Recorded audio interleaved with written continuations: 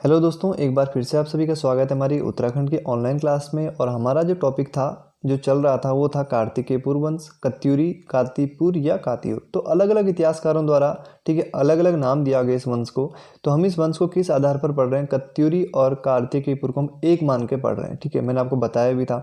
साथ ही साथ हमने इसके फाउंडर के बारे में देखा था, ठीक है, जो कौन इसका संस्थापक था, वासुदेव था या बसंत देव था, या दोनों को हम एक मान के चलें। और एग्जाम में यहाँ पर किस प्रकार से प्रश्न बनते हैं, ठीक है, तो वो चीज़ें हमने देख ली है अभी तक, ठीक है। तो पहले इनकी राजधानी कहाँ थी? कार्तिकेयपुर में, जो कि जोशीमठ में पड़ता है। और जोशीमठ कहाँ है? आपकी चमोली में। तो ये इनकी पहली राजधानी हुआ करती थी। और जिस समय कार्तिकेयपुर में इनकी राजधानी थी, उस समय इनका जो साम्राज्य था वो काफ़ी बड़ा था। उनका साम्राज्य सिक्किम से लेके पूरा आपका काबुल तक फैला हुआ था, ठीक है। ऐसा इतिहासकारों ने लिखा है कि सिक्किम से काबुल तक इनका जो साम्राज्य था वो फैला हुआ था। वहीं बद्रीदत्त पांडे जी ने तो ये लिखा है कि नेपाल से लेके काबुल तक, नेपाल से लेके काबुल तक, तो नेपाल से लेके अफगानिस्तान की जो राजधानी है काबुल तक इनका साम्राज्य हुआ करता था। कब? जब तक ये कार्तिकेयपुर राजवंश यहाँ पर था, ठीक है।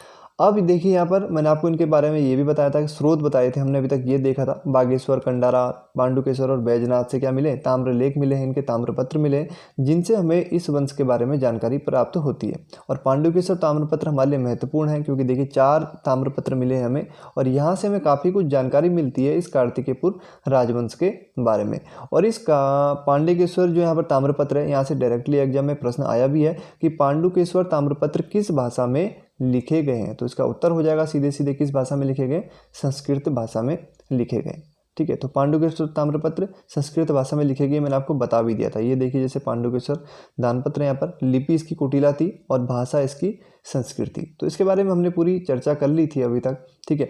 अभी तक हमने यहाँ पर देखा कि कार्तिकेयपुर जो यहाँ पर राजधानी है कत्यूरियों की या कार्तिकेयपुर राजाओं की, ठीक है।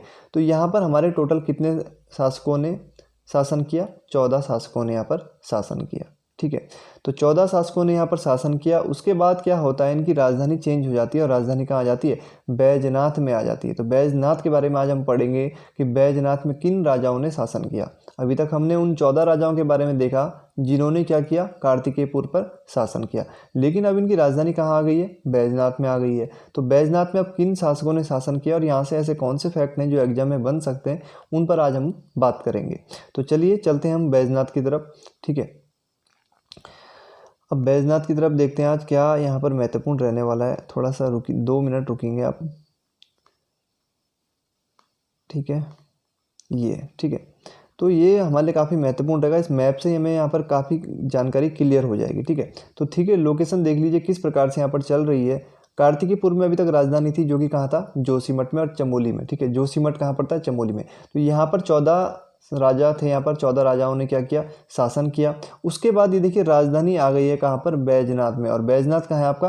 कत्यूर घाटी में, ठीक है। तो गोमती घाटी कह लीजिए या कत्यूर घाटी कह लीजिए, बैजनाथ कहाँ है? गोमती घाटी भी कह सकते हैं आप, या कत्यूर घाटी भी कह सकते हैं, ठीक है।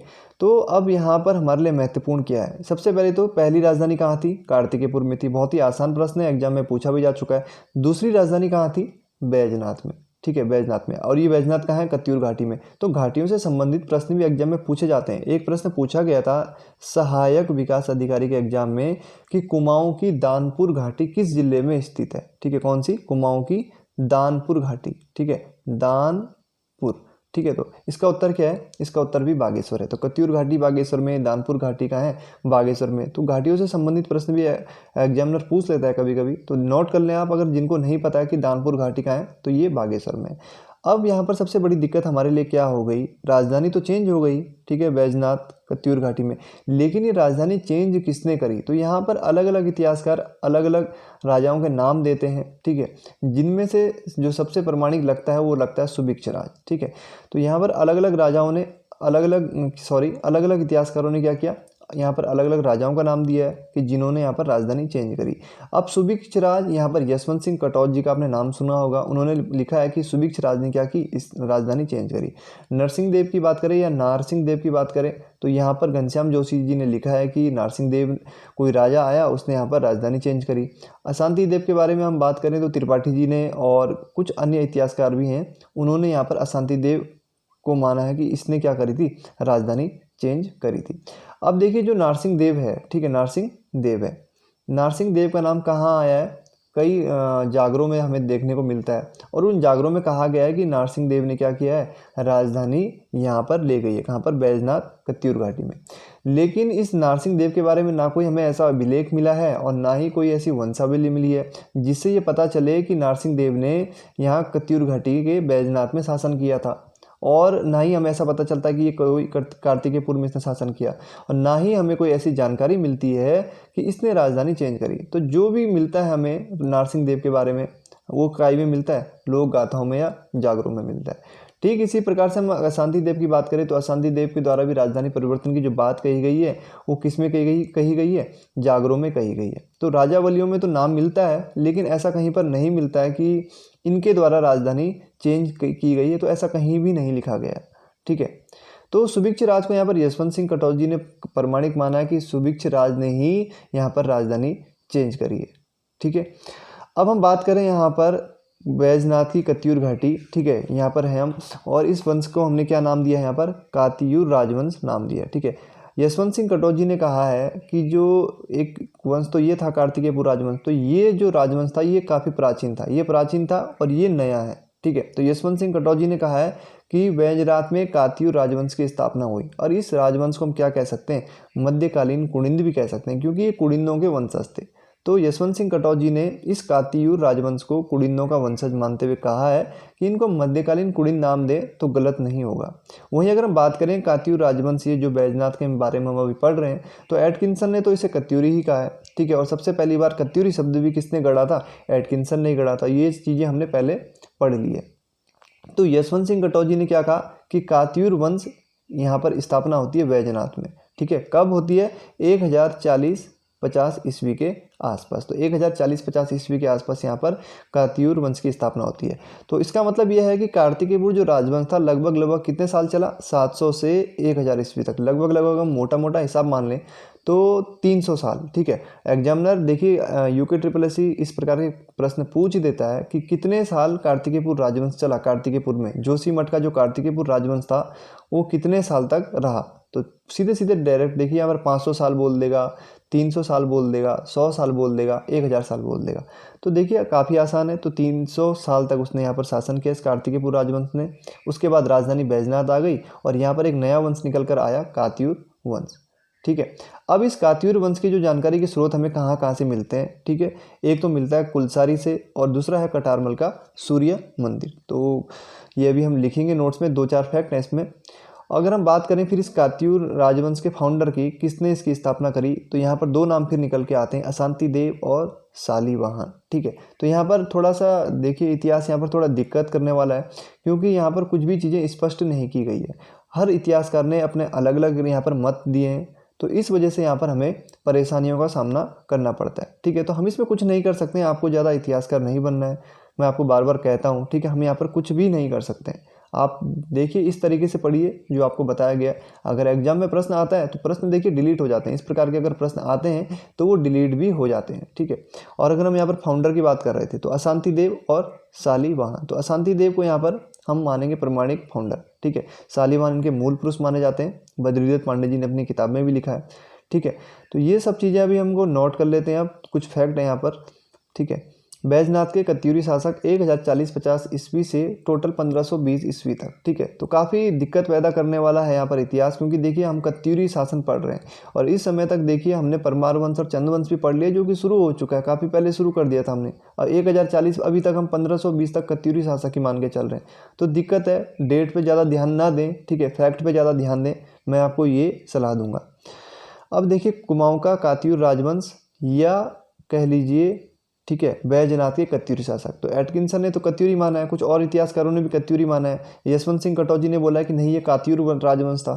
ठीक है, तो कार्तिकेयपुर राजवंश कहाँ थी, पहली राजधानी थी। राजधानी परिवर्तन हो गई तो कहाँ आ गई, बैजनाथ में आ गई। तो राजधानी इन्होंने कहाँ स्थानांतरित करी, बैजनाथ में स्थानांतरित करी। और अपने कार्तिकेय जो देवता है इनका मुख्य देवता, ठीक है, आराध्य देवता किसको मानते हैं, ये किसको मानते हैं, कार्तिकेय देवता को मानते हैं। डायरेक्टली प्रश्न बन सकता है। ठीक है, और इनका जो वाहन है, इनका वाहन कौन है, गरुड़। उसके नाम पर इन्होंने एक स्थान और बसाया, गरुड़। ठीक है, तो गरुड़ नामक स्थान भी बसाया गया। ठीक है, गरुड़ नामक नगर की भी इन्होंने स्थापना करी थी अपनी राजधानी के आसपास। अब राजधानी चेंज किसने करी, सुभिक्ष राज ने करी, नारसिंह देव ने करी या अशांति देव ने करी, इसके बारे में हमने चर्चा कर ली है। ये चीज़ें आपको ध्यान रखनी है। कात्यूर वंश की जानकारी की जो स्रोत हैं वो है कुलसारी मूर्ति लेख, जो कि कहाँ है, चमोली में। और कुलसारी मूर्ति अभिलेख में वंश नाम के साथ महाराजा जतबाल देव का नाम अंकित है। ठीक है, उसमें इनकी पत्नी का नाम कसाणी रानी लिखा गया है। और बद्रीनाथ यात्रा के दौरान जतबाल देव ने संभवतः कुलसारी में इस मंदिर का निर्माण किया होगा। और ये जो जतबाल देव था वैष्णव धर्म को मानने वाला था। ठीक है, अब देखिए हम यहाँ पर क्या लिख रहे हैं, जतबाल देव वैष्णव धर्म को मानने वाला था। और इससे पहले के जो कार्तिकेयपुर के कत्यूरी राजा थे ना, वो मैक्सिमम ऐसे थे जिन्होंने क्या किया था, शैव धर्म को माना था। ठीक है, तो ध्यान रखेंगे मैक्सिमम राजा कैसे थे, शैव धर्म को मानने वाले थे। इसमें कुलसारी के इस मंदिर में लक्ष्मी नारायण की प्रतिमा स्थापित करी, किसने, जतबाल देव ने। कुलसारी मूर्ति लेख में कात्यूर शब्द हमें देखने को मिलता है। तो ध्यान रखेंगे, देखिए कुलसारी जो चमोली में मिला है मूर्ति लेख, इसमें क्या है, कात्यूर शब्द हमें देखने को मिलता है। और ये किसका है, महाराजा जतबाल देव का है। इसकी रानी का नाम क्या है, कसाणी है। और जतपाल देव वैष्णव धर्म को मानता था। और यहाँ पर उन्होंने लक्ष्मी नारायण की एक प्रतिमा भी स्थापित की थी। दूसरा अगर हम बात करें तो बड़ा द्वितीय मंदिर, ठीक है, ये है कटारमल मंदिर, भी हम इसके नाम से जानते हैं, इसे अल्मोड़ा में है। तो उसके बारे में भी हमने काफ़ी चर्चा कर ली है ऑनलाइन क्लासेस में पहले भी। और इस मंदिर का निर्माण किया था कटारमल द्वारा, जो कि कात्यूर वंशी राजा हुआ करता था। और इस मंदिर से हमें 3 लघु अभिलेख भी मिले। तो डायरेक्टली प्रश्न बन सकता है कि कटारमल से हमें कितने लघु अभिलेख मिले, तो 3 लघु अभिलेख मिले, जिनमें से एक में मल्ल शब्द भी प्रयोग किया गया। ठीक है, तो मल्ल कोई राजा रहा होगा, अभी ये स्पष्ट नहीं है, लेकिन यहाँ पर मल्ल शब्द हमें देखने को मिला है। ठीक है, और यहाँ पर देखिए अगर हम बात करें तो कटारमल का जो राज्यकाल है वो 1100 से 1200 ईस्वी माना गया है। और जतपाल देव का राज्यकाल 1200 ईस्वी के आसपास माना गया। और इस कटारमल के बारे में हमें जानकारी मिलती है डोटी और अस्कोट राजावली से। ठीक है, तो इन जो राजावलियाँ हैं इनके बारे में भी हम अध्ययन करेंगे अगली वीडियो में, डिटेल से देखेंगे कि कटारमल कौन से नंबर का राजा था, किस प्रकार से यहाँ पर डोटी और अस्कोट की जो वंशावली इसमें समानता है, तो ये सब चीज़ें भी हम देखेंगे। ठीक है, और जिस समय कत्यूरी जो राजवंश है या हम जो कात्यूर राजवंश पढ़ रहे हैं, जब इसका क्या होगा, ये खत्म हो जाएगा तो उसके बाद ये छोटे छोटे टुकड़ों में बढ़ जाएगा, तो उसके बारे में भी हम देखेंगे डिटेल में। ठीक है, ऐसा नहीं है कि वो टॉपिक छोड़ दिया जाएगा। अब देखिए बैजनाथ कार्तिकेयपुर में कात्यूर राजवंश का संस्थापक कौन था। ठीक है, तो बैजनाथ शिलालेखों में सबसे पहले तो पॉइंट नोट कर लीजिए, बैजनाथ कार्तिकेयपुर नाम मिलता है। जो बैजनाथ के शिलालेख है ना, तो वहाँ पर इस राजधानी का नाम क्या मिलता है, बैजनाथ कार्तिकेयपुर मिलता है। अब हम बात करते हैं संस्थापक के बारे में। संस्थापक मैंने आपको बता दिया था, अशांति देव या शालिवाहन। ठीक है, 2 नाम यहाँ पर निकल कर आते हैं। बद्रीनाथ पांडे जी ने बोला है कि ये मूल पुरुष या आदि पुरुष हैं, कौन, शालिवाहन। ठीक है, जबकि अशांति देव के बारे में थोड़ा हम देख लेते हैं कि कैसे हमें पता चलता है। टाइम पीरियड की बात करें तो 1040 से 1050 ईस्वी के आसपास, ऐसा नहीं कि 1040 से 1050 तक, 1040 या 50 में ये इन्होंने क्या किया, यहाँ पर शासन अपना प्रारंभ किया और यहाँ पर राजधानी चेंज करी। तो राजधानी चेंज के बारे में मैंने आपको बताया था कि अशांति देव का नाम भी निकल कर आता है, लेकिन हम सुभिक्ष राज मान के चलेंगे। ठीक है, वो 14वां राजा था, कहाँ का, कार्तिकेयपुर का, तो उसने राजधानी चेंज करी थी। अब एग्जाम में अगर प्रश्न आता है सुभिक्ष राज ना आए ऑप्शन में, अशांति देव आए, तो आप अशांति देव पर टिक कर देंगे। बाकी 3 ऑप्शन वो ऐसा दे देगा जिसका कनेक्शन राजधानी बदलने से बिल्कुल भी नहीं होगा। ठीक है, तो अशांति देव भी दे सकता है, ऐसा नहीं है कि सुभिक्ष राज ही देगा, हो सकता है कि अशांति देव दे। ठीक है, तो अशांति देव ने लगभग 1040-50 ईस्वी में बैजनाथ में कात्यूर या कत्यूरी वंश की स्थापना करी। मैं आपको बार बार कह रहा हूँ, हम कत्यूरी, कार्तिकेयपुर, कात्यूर, सबको हम क्या मान रहे हैं, एक कुछ भी हो सकता है। ठीक है, तो यहाँ पर एक मत नहीं है इतिहास का, तो यहाँ पर दिक्कत है। अब हमारे पास स्रोत क्या है अशांति देव के द्वारा यहाँ पर ये कात्यूर वंश की स्थापना की। तो पाली पछाओं की वंशावली से हमें पता चलता है अशांति देव के बारे में। साथ ही साथ नरसिंह जाप की जो राजावली है, तो वहाँ से भी हमें कात्यूर वंशावली शुरू की गई है। तो कात्यूर जो वंशावली है, नरसिंह जाप की जो राजावली है, तो वहाँ पर इनके नाम से ही शुरू की गई, अशांति देव के नाम से। कुमाऊनी लोक गाथाओं में अशांति देव के वंश का नाम क्या है, कत्यूरी अथवा कंथापुरी भी कहा गया है। ठीक है, तो कंथापुरी भी कहा गया है। और अशांति देव नाथपंथी एक नारसिंह जोगी था, उनसे काफ़ी प्रभावित था। तो नाथ पंथ पर भी इसकी काफ़ी श्रद्धा थी, किसकी, अशांति देव की। ठीक है, अब देखते हैं, अभी तक हमने राजा देखे जो भी, अब हम बात करेंगे किनके बारे में, कात्यूर राजाओं के बारे में। ठीक है, तो थोड़ा सा मैप में ही चलते हैं हम यहाँ पर। ठीक है, अच्छे से समझ में आएगा आपको। ठीक है, तो अभी तक हम बैजनाथ में जो प्रारंभिक राजाओं के बारे में पढ़ा, अब हम पढ़ेंगे अंतिम राजाओं के बारे में। ठीक है, अंतिम यहाँ पर कौन कौन से राजा थे और कौन से हमारे पास एग्जाम में यहाँ पर प्रश्न बन सकते हैं। तो थोड़ा सा देख लेते हैं। हरिद्वार की हम बात करें तो यहाँ पर एक राजा थे अमरदेव पुंडीर, ठीक है, और इनकी पुत्री का नाम क्या था, मौला देवी या जिया रानी, ठीक है, जिसे हम बाद में देखेंगे कि कुमाऊं की रानी लक्ष्मीबाई के नाम से भी जानते हैं। और बैजनाथ में इस समय कौन शासन कर रहे हैं, प्रीतम देव शासन कर रहे हैं, जो कि क्या है, कत्यूरी राजा हैं। तो इनको हम प्रीतम देव के नाम से जानते हैं, पृथ्वीपाल के नाम से जानते हैं, राय पिथौरा के नाम से जानते हैं, और पिथौरागढ़ का संस्थापक भी किसको माना जाता है, इस प्रीतम देव को ही माना जाता है। और हरिद्वार में कौन शासन कर रहा है, अभी अमरदेव पुंडीर शासन कर रहा है, और इनकी पुत्री का नाम है मौला देवी या जिया रानी, ठीक है। तो मौला देवी इनके बचपन का नाम, बाद में जिया रानी नाम पड़ जाता है। तो इस समय भारत की स्थिति की हम बात करें तो इस समय लगातार तुर्कों और मुगलों के आक्रमण हो रहे थे पूरे भारत में। उत्तर भारत की हम बात करें तो उत्तर भारत में हमारे उत्तराखंड भी आ जाएगा। तो यहाँ पर भी क्या होगा, तुर्क आक्रमण करेंगे, ठीक है। और तुर्क कहाँ आक्रमण कर रहे हैं, अभी हरिद्वार में यहाँ पर आक्रमण करेंगे। जब हरिद्वार पे जब आक्रमण करेंगे तो जो ये राजा प्रीतम देव है एक सेना भेजेंगे यहाँ से अमरदेव पुंडीर की सहायता के लिए। और इस सेना का नेतृत्व कर रहा था कौन, ये काफ़ी महत्वपूर्ण है। तो सेना का नेतृत्व कौन कर रहा था, अंतिम कत्यूरी राजा। तो अंतिम कत्यूरी राजा कौन था, ब्रह्मदेव, ठीक है। तो ये भतीजा था, ठीक है, प्रीतम देव का भतीजा ब्रह्मदेव को इन्होंने भेजा कहाँ पर, हरिद्वार पर, हरिद्वार में अमरदेव पुंडीर की सहायता करने के लिए। और अमरदेव पुंडीर इससे काफ़ी खुश हो जाते हैं और अपनी पुत्री का विवाह, इस मौला देवी का विवाह किससे कर देते हैं, प्रीतम देव से कर देते हैं। तो प्रीतम देव से विवाह हो गया।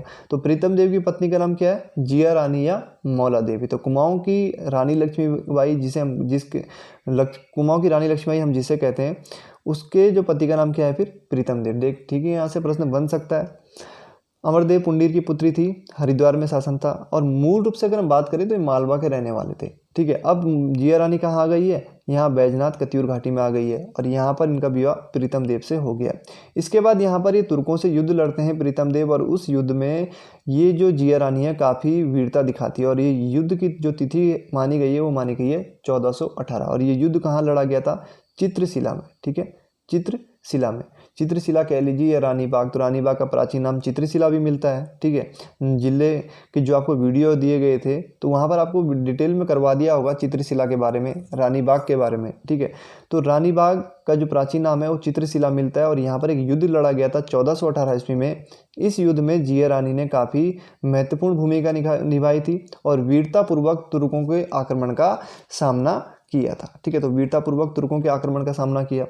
अब इस जिया रानी का पति कौन है, प्रीतम देव। अब जिया रानी का एक पुत्र होगा कौन, धामदेव, ठीक है। कौन होगा, धामदेव, जिसे हम दुलाशाही के नाम से भी जानते हैं। फिर इसका एक पुत्र होगा कौन, मालूशाही, ठीक है। तो मालूशाही और राजूला की प्रेम कहानी तो पूरे कुमाऊं में प्रसिद्ध है, ठीक है, लोक गाथाओं में, ठीक है, इनका नाम मिलता है मालूशाही और राजूला का। तो यहाँ पर मतभेद भी है इतिहासकारों के बीच। कुछ इतिहासकारों ने माना है कि मालूशाही ने क्या किया, शासन यहाँ पर नहीं किया था, मतलब उन्हें हटा दिया गया था क्योंकि वो राजूला के प्रेम में पड़ गए थे, ठीक है। तो कुछ इतिहासकारों ने इस प्रकार की कहानी बिगड़ी है कि जो प्रजा थी, कत्यूरी प्रजा थी, वो चिढ़ने लग गई थी मालूशाही से क्योंकि वो राजूला से इनका विवाह स्वीकार नहीं कर रहे थे, ठीक है। तो उन्होंने इनको यहाँ से निकाल दिया था, कुछ इस प्रकार की कहानी मिलती है। तो आप ये नेट पे देख सकते हैं। इसका हमारे उससे दिक्कत, मतलब हमारे कोर्स में अब मैं कहानी नहीं बताना चाहता हूँ क्योंकि एग्जाम में अब ऐसी कहानी तो नहीं आएगी। आप अलग से पढ़ना चाहें तो नेट में, यूट्यूब में आपको आसानी से कहानी मिल जाएगी। बल्कि विमल सर ने तो अपने यूट्यूब चैनल में डाली भी है मालूशाही राजूला की